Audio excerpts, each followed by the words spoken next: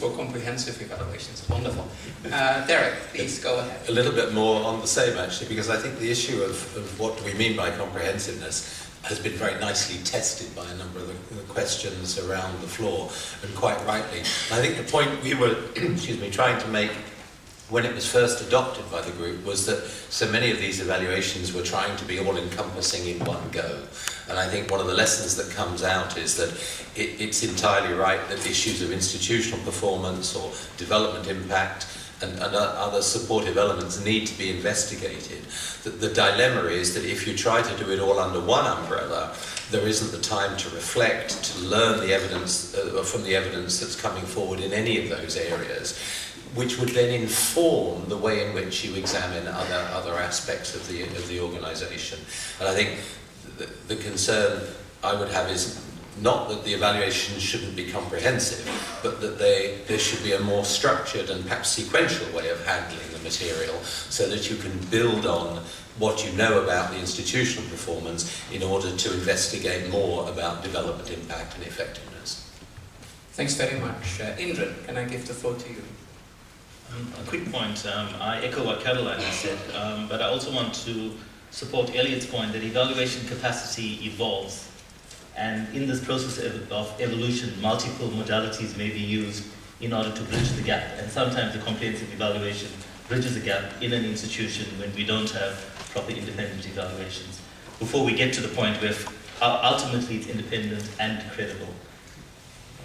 Thanks very much. Elliot. I mean, I found this quite helpful because it's helped me clarify where I stand on a number of issues that we've been discussing in the group. I quite like the idea that having opposed various kinds of guidance for being potentially a straitjacket, I now feel that if there could be an awareness of the need for a contingent framework, a framework that would be sensitive to somewhat different choice points in the way that these things are focused, their terms of reference are drawn up, the way they're implemented, it could be very useful. But if there was to be a more common framework, I think it would be quite difficult.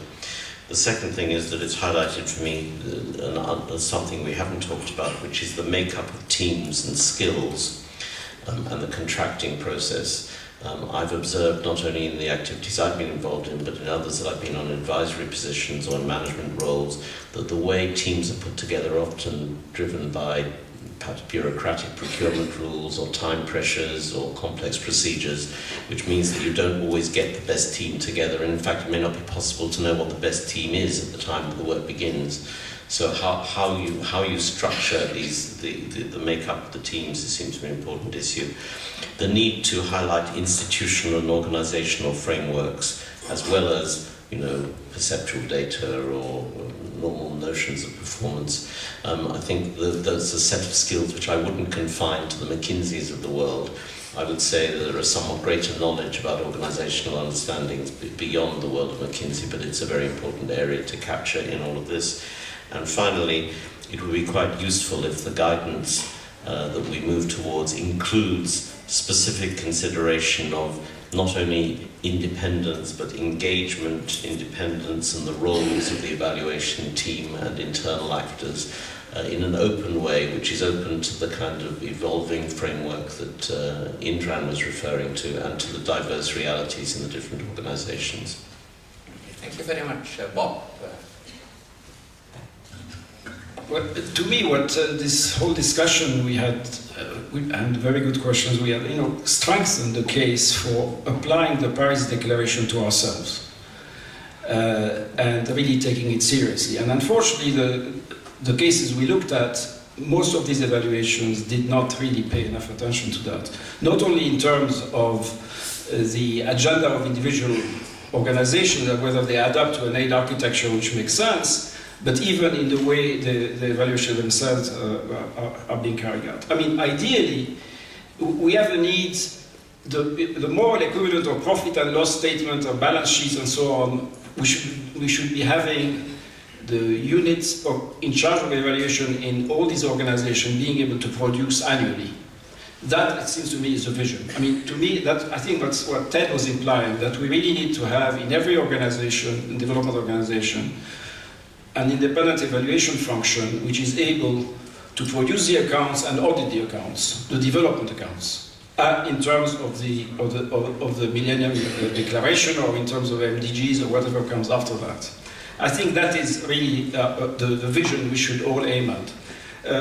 Then it seems to me that what is new about this the usefulness of what the road we have traveled on this comprehensive evaluation is to get away from our disciplinary obsession with program evaluation, which is of course how evaluation has developed, and bring in the McKinseys and the Elliots and so on to also bring in organizational issues and get evaluation to start looking at things, the rules of the game within those organizations, the double loop learning. And what I found quite innovative in IFAD was that the board asked the evaluation aide to look at human resources, to look at budget processes, to look even how the secretariats work and so forth. And it's something the Operation Evaluations Department have tended to shy away from, partly because of the disciplinary emphasis and partly because these things are ticklish and difficult to tackle. Finally, I would say that we ought to, and that is really the purpose of this group, to remember Michael Scriven's view that the first responsibility of the evaluator is to evaluate themselves. Thank you. Thank you very much, and this has given us a very good overview of the issues, and you've given us also inspiration. I'm very sorry that we were not able to really interact with you. It's only a few of you who have been able to pose questions.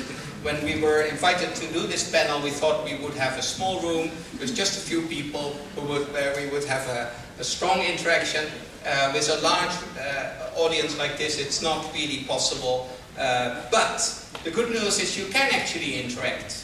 This website is almost up and running. It's already there, but you cannot yet create an account for yourself. But that will come in the next few weeks. So if you're interested in this subject, if you want to raise issues, if you want to contribute to this, please become a member in this community of practice. It's being hosted by the GF Evaluation Office. But as you don't see our